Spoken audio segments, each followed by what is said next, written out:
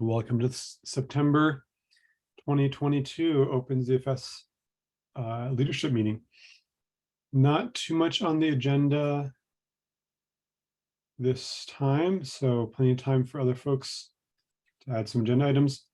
The one thing I had was the OpenZFS DevSummit. Thanks to everyone who submitted talk proposals. We have some great talks lined up. Let me share my screen. So we have 9 great talks here from a bunch of different members of the community. And we'll have the conference in person in San Francisco in just 6 weeks.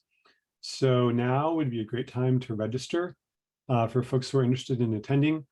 We'll also be live streaming the conference. So folks who can't attend in person will be able to watch online, and we'll be posting the talks onto YouTube after the conference as usual.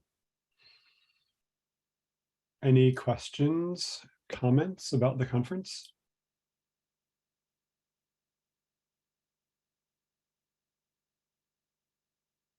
All right. That was the only topic I had. What other things would folks like to discuss?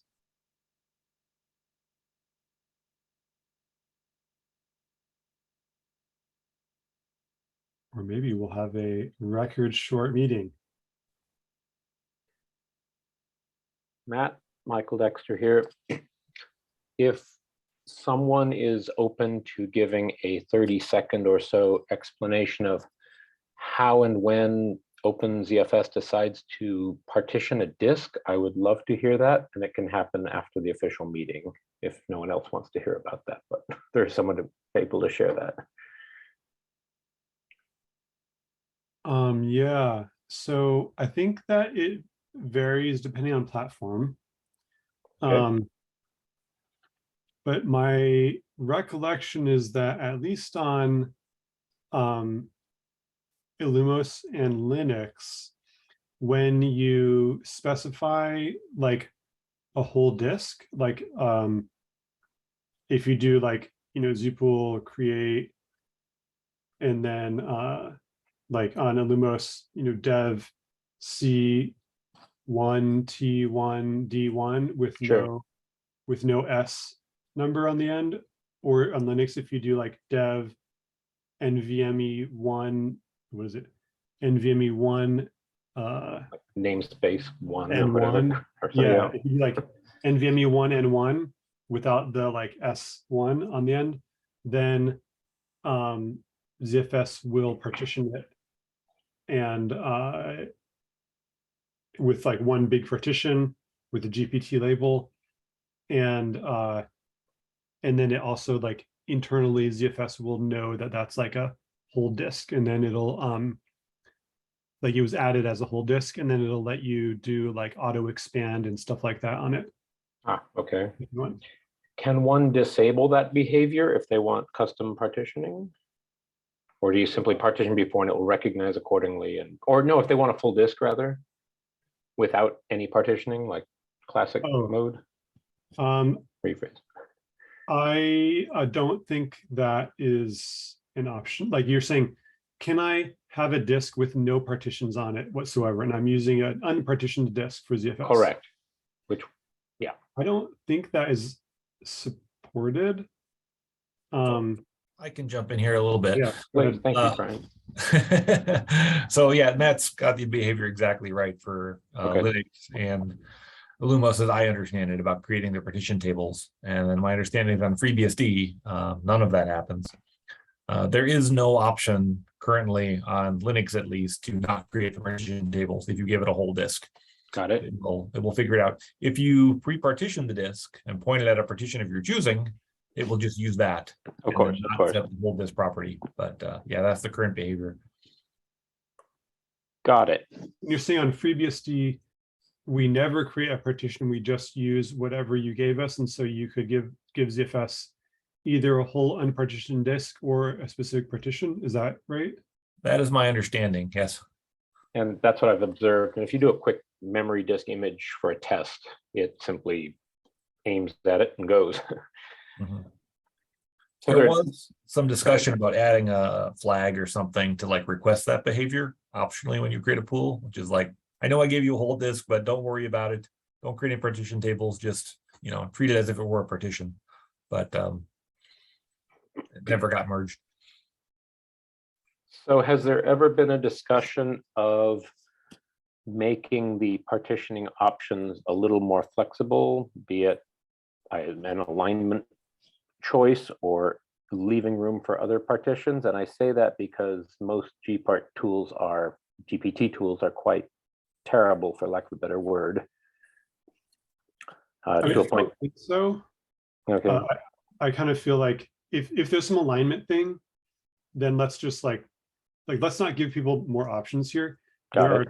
are, those other tools can solve that problem, and we don't have to solve the partitioning problem. Like the fact that they're all awful is unfortunate, but I would Yeah. solve that by like creating a non-awful tool rather than like trying to make ZFS also a disk partitioning tool in a Right. general use case. You know what I mean? If there's an alignment thing that's like, hey, look, just always make sure there's 1 meg alignment. Like, I think that's kind of a no-brainer to just hard code that and say, yeah, when ZFS partitions for you, we're going to follow best practices, which includes 1 meg alignment of everything or whatever the alignment is that we should have. Yeah. So that's in fact exactly the behavior today. Great.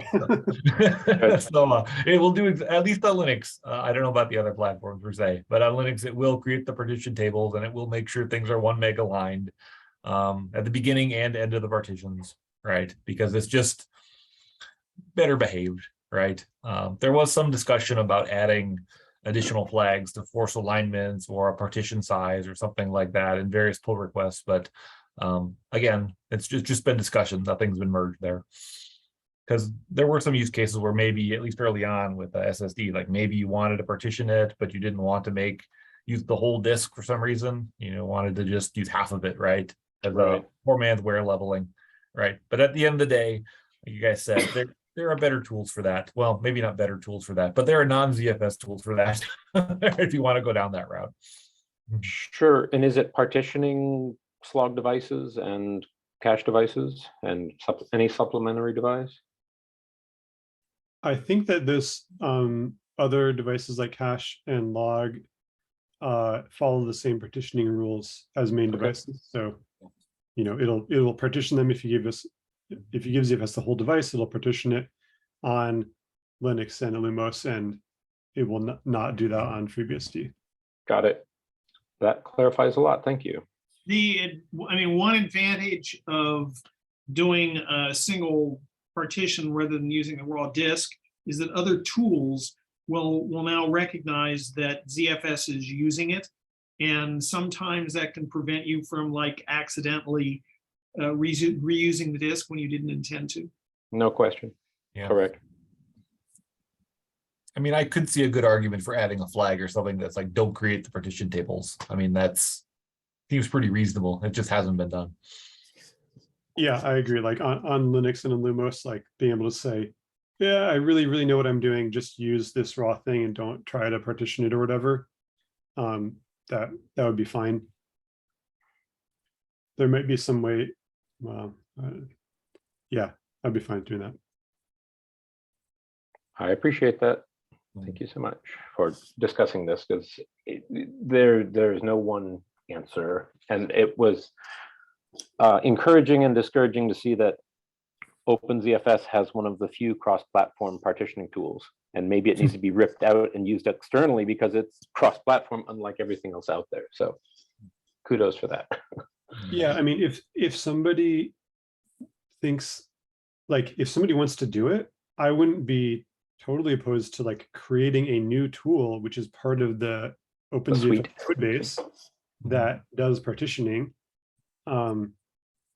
If somebody wants to maintain that, and if there's that space for the cross-platform partitioning tool, I just don't think that it should be built into the zpool command.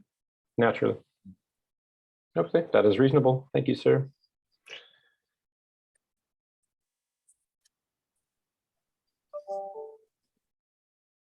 Cool. What other topics do folks have?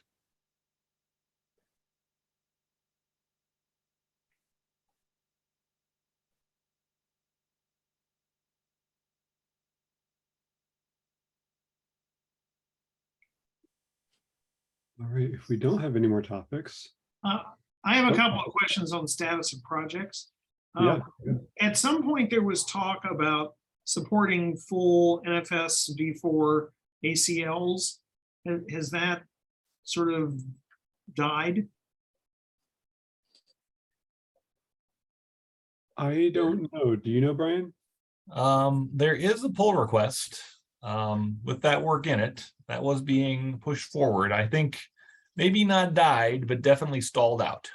Is I guess probably a better representation of the status of that.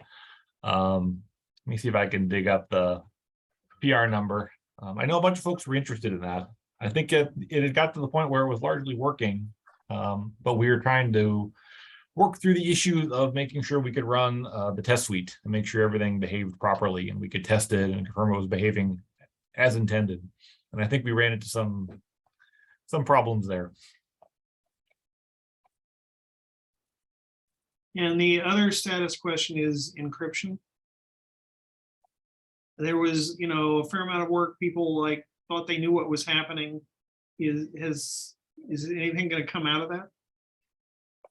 Are you asking about about bugs? in Yeah. encryption?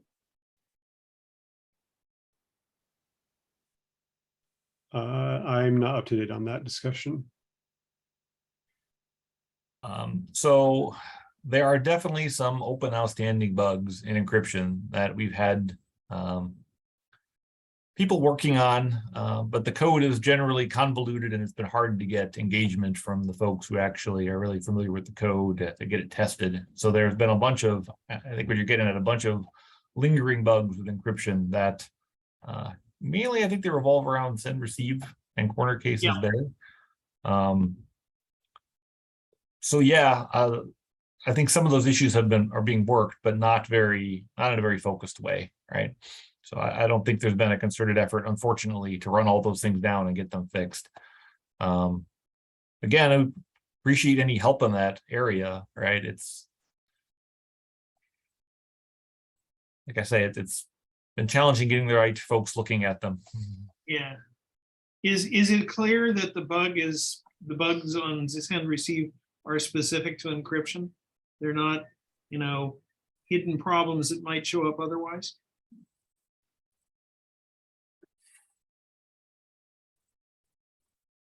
I don't know that it's clear yet. I think we've only seen the ones I'm thinking of with encryption enabled, but I don't know that that's universally true for all of them. But I think that's definitely where we see them the most. Hendrik, are you on Illumos or a different platform?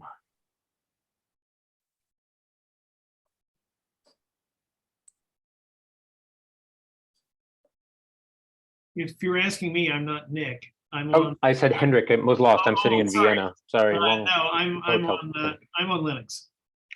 Okay. I brought up this topic a few months ago, and I took a bunch of notes from all the links people gave. I'm happy to either paste those in the chat or mail them to you directly. If you drop an email message address, sorry, in the chat here, I'll gladly send it over. And it looks like, and I asked because the send issues appeared to be specific to Illumos, which is not completely on OpenZFS, but maybe you've No, we lost a pool. Understood. In send.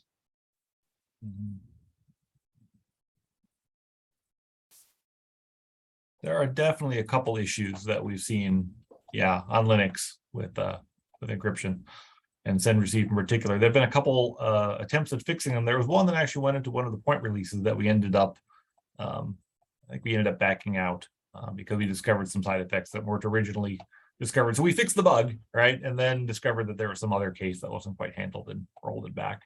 So I think there was another attempt at that patch, but I think it's still being worked. Okay. Yeah, if someone does have a list of those, because I think I've mentioned on the Slack channel. And because one thing I know we see on the Lumos side, which maybe will show up in OpenZFS or not. I mean, I remember when we first ported the encryption thing, we were held up for months for a bug that turns out it was just a lot easier to trigger on a Lumos, but was still there at the key. But with we're doing a send receive of an turns out it's an encrypted data set, and it's causing some bogus ZIOs to be generated, which the Metaslab code basically freaks out about and basically disables the pool until you export or reboot when you're receiving. And so unfortunately, it's been extremely hard to make any progress on it just because we can't get access to the crash dumps. So we have to actually walk the person through the debugging steps back and forth. So it's a very slow process. But it'd be interesting to see if any of those, it might look similar. Yeah, I mean, I have a problem in doing debugging in that problems only show up on our production server, and I sort of can't risk it. So I can't use encryption and there until it's fixed. And our test servers will never show anything. Yeah, we have the same problem with the test suite where it will reliably pass all of the encryption tests. Yeah, right. So clearly we need better tests, but, or at least more tests. That does make it challenging to run down, is setting up the circumstances to reproduce these problems. Yeah, and like with that one, like we haven't been able to reproduce it internally, which makes it, all the more harder, because the hope was at least, if we could, then then we don't have to worry about not having or not really having access to the dump.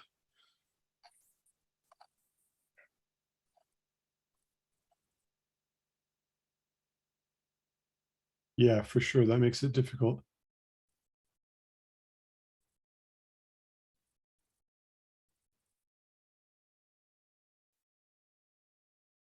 I'm putting the bugs that you mentioned into the meeting notes as well. Sorry for the dump there. It took a few passes.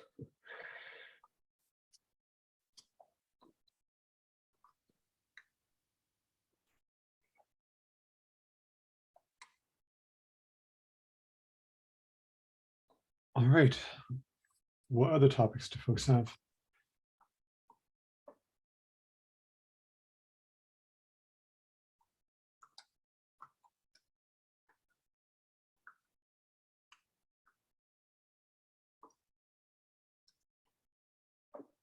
All right, if there aren't any, then our next meeting will be in 4 weeks. I think October 13th. It'll be at the same time as this, and that'll be the last meeting before the conference, which will be, did I get those dates right? Maybe not. October 11th will be the next conference. Sorry, October 11th will be the next of these calls. And then just a couple weeks after that, October 24th and 25th will be the conference. And I hope that I see many of you there in person. If we're still got time, I was going to ask if anybody had a chance to look at the PR I filed about corruption after a pool gets suspended. When it's suspended because too many drives went offline or whatever, and when it comes back and you resume with a ZPool clear, sometimes you end up with files that were supposedly written before the pool suspended, but didn't actually make it to disk before the disk went away, and ZFS doesn't seem to ever actually finish those writes. Yeah, so it sounds like when the pool gets suspended and then resumes, there might be some writes that the storage hardware didn't actually execute, and that ZFS doesn't retry. Yeah. So we kind of ignore the fact that the hardware didn't actually do those writes, and then that is bad. And then those files are gone. Yeah. Part of it looks to be because ZIO flush don't propagate errors. And so if you did a bunch of asynchronous writes and then a flush and the flush failed, ZFS just continues anyway. And while it doesn't make sense to retry the flush after we resume, from being suspended. Maybe if we did, would that make the ZIO, all the parents Fine. of that ZIO wait and not think they're done until after? Maybe, but I mean, even if you did that, I don't know. The problem is, like, I'm not sure that ZFS has any mechanism to, like, if you have a write, once the disk says, like, yes, I completed your write, I don't know that there's a way to say, oh, but the flush failed or the pool got suspended or whatever, so let me reissue that write, even though the disk said it was done, right? Because the problem is, like, we sent to the disk said, yep, I got your write, but it's actually in a buffer, which then, And then you send a flush to reset. make sure it actually gets done, but that fails, but ZFS ignores that fact. Yeah. So like a workaround or maybe a real solution to this would be, you know, when the pool gets suspended and then resumed, or like if the disk has, you know, these certain kinds of errors that indicate that its cache may have been lost, then we do like a forced pool export, and you got to like re-import it in order to resume operation. You can't, you know, it's actually not, the code doesn't exist to correctly suspend, lose some of these rights, and then resume. Right, but I guess my question is, when do the rights leave the dirty section of the arc? It's after the flush completes normally, right? And so if the flush doesn't complete, then they should still be there as dirty? I'm not sure if that's true. Okay. Like for example, for ignoring the ZIL, if we're just talking about like the main writes to the pool, yeah, you know, that's writing the whole TXG, and then at the very end, it does a flush cache to the disks, and I'm pretty sure that those writes complete from the ARC's point of view before the TXG is completed. Okay. Like in that case, the ZIO flush isn't like, I don't think it's part of that tree of ZIOs. Like you have the tree of ZIOs, that's all the writes. We do all the writes. Then we're like, great, now do a flush because I'm writing out the Uber block or whatever. So the context has probably been lost, at least with the ZIO layer, as to which writes might be still unflushed and need to be reissued if the write cache is lost, the disk's write cache is lost.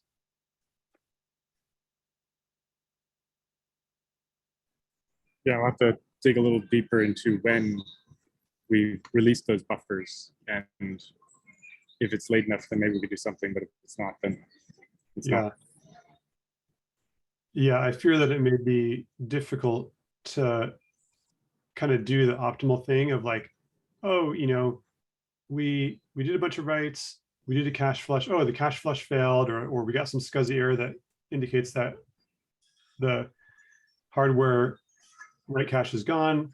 Great, well, like, just let me reissue all of the writes that happened since the last flush, which might be the whole TXG. It might be hard to implement that. Without having to, yeah, right?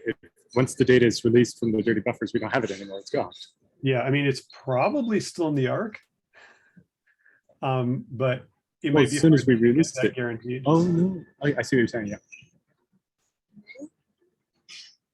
But I think that once we have force export, then it might be more reasonable to say, look, there, you know, if the pool gets suspended and then these things happen, then actually you just can't resume it. You can only force export it. Right. Well, all that does is ensure that the files that didn't complete look like they never existed. Yeah. But I think the problem is, if the application didn't fsync and ZFS said, I got you, then it didn't. Yeah, so that's bad. I think that is potentially a different problem that could be solved completely in a reasonable way, right? Like there, you could say, because like the flush is part of the ZIL knows about that and it could not ignore the flush error and reissue the write and the flush. Yeah, I guess the problem is there's like- probably an async write followed by an fsync. And so, no, I guess that promotes all the async writes that aren't done yet to. Yeah, I mean, you might be able to solve it like 90, you might be able to solve it such that like ZIL writes are guaranteed to be persisted. However, if you don't also solve the problem of like, main pool writes are persisted, then you would still have potentially corruption or data loss where the writes didn't actually take effect. And in that case, it might be less common, but having it not actually work seems not good. Yeah. All right, we'll keep digging into it. Cool. Thanks, Alan. Any other thoughts on that problem? I know this has come up like, over the years, but nobody really had a good solution that I remember.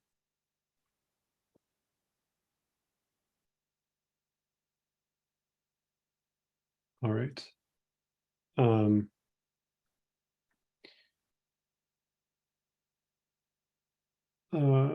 Cool. Any other topics for today?